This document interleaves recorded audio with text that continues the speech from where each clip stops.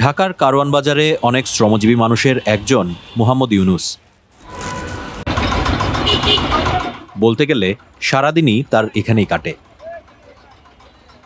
কাজ করতে করতে ক্লান্ত হয়ে পড়লে কারওয়ান বাজারেই কোথাও বসে বিশ্রাম নিয়ে নেন,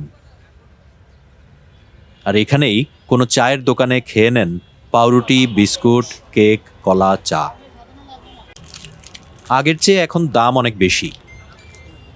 শুধু দামই বাড়েনি, রুটি, বিস্কুট, কেক বা বাটার বানের আকারও আগের চেয়ে অনেক ছোট হয়ে গেছে। ফলে তার এখন ক্ষুধা মেটাতে আগের মতো একটি রুটিতে হয় না, খরচও বেড়ে গেছে। এখন তো ছোট, এখন 3টা খাইলেও হয় না, 10 টাকা দাম। আগে ছিল 5 টাকা, এখন 3টা খাইলে 30 টাকা লাগে। একটা বড় ছিল, আগে বড় ছিল, এখন এই ছোট, এই সবই ছোট। বিস্কুটও ছোট করছে। বিস্কুট আগে 5 টাকা ছিল, এখন 10 টাকা পিস বানাইছে, 5 টাকা পিস বানাইছে, ছোট।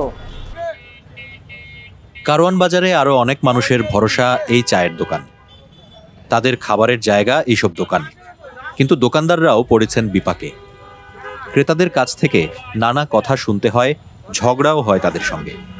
তো কোম্পানিওয়ালারা এটা তো রেট নিয়ে জায়গা, তাহলে আমরা কি করবো? আমরা এদেরকে বলি যে আগের থেকে রুটি ছিল বড়, এখন রুটি ছোট, এখন রুটির দাম বেশি হয়ে গেলো আর রুটিটা ছোট হয়ে গেলো। এটা তখন আমরা কাস্টমারের খাওয়াইলে কাস্টমার আমাদের সাথে চিল্লাপাল্লা করে, আমরা তো কাস্টমারের সাথে আমরা যোগাযোগ করতে পারবো না।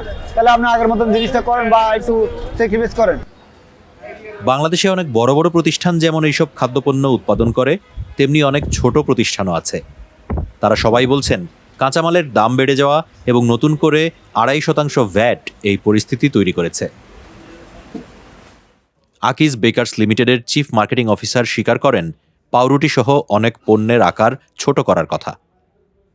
5 টাকার যে কেকের ওয়েট ছিল 13 গ্রাম বা 14, অনেকের 14 গ্রাম ছিল, এটাকে সবাই 12তে নিয়ে আসলো, 12 থেকে 11তে। পরবর্তী পর্যায়ে আরও দাম কিন্তু আস্তে আস্তে আরও বেড়েছে, কমে আর নাই, কোনো র মেটেরিয়াল দাম কমেনি।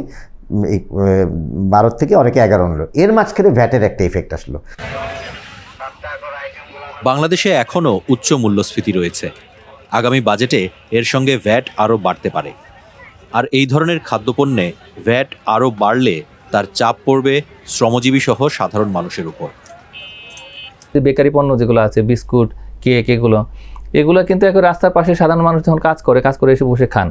তো এখন তাদের উপরে জুলুমটা যেন না হয়, সেই জন্যে যথাসম্ভব এই ধরনের পণ্য যেগুলো একটু কম দামের খাদ্যপণ্য, সেগুলোর উপরে বিশেষ করে একদম সাধারণ মানুষ যেগুলো ভোগ করে, ওগুলোর উপরে ভ্যাট যদি 0 করে দেওয়া হয় অথবা হয়তো 1-2% যদি করা হয়, এটা সবচেয়ে ভালো।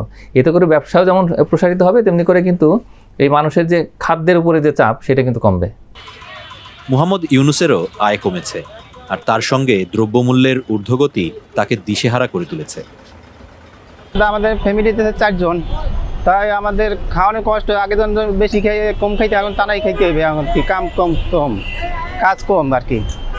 আগে তো ইনকাম করতাম ধরেন 1000 টাকা, এখন ওই 500 টাকা ইনকাম করা লাগে। প্রতিদিন কারওয়ান বাজারে কোটি কোটি টাকার ব্যবসা দেখেন মোহাম্মদ ইউনুস, কিন্তু নিজের জীবনের হিসাব মেলাতে পারেন না।